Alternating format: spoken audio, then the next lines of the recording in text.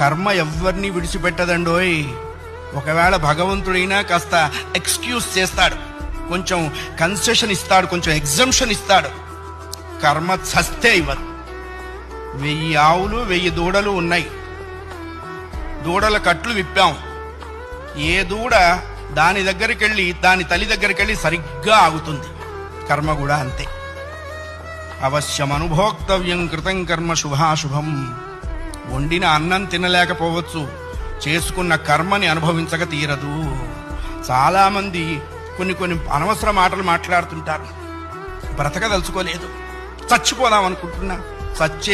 చావుడేటువంటిది ఏదో ATM card పెట్టంగానే డబ్బులు వచ్చినంత ఈజీ అనుకుంటాడు. నువ్వు అనుకోంగానే చచ్చిపోతే నువ్వు చేసిన కర్మ అంతా ఎవడు అనుభవిస్తాడు? కర్మానుభవం అనుభవించడం కోసమైనా అది నిన్ను బ్రతికిస్తుంది.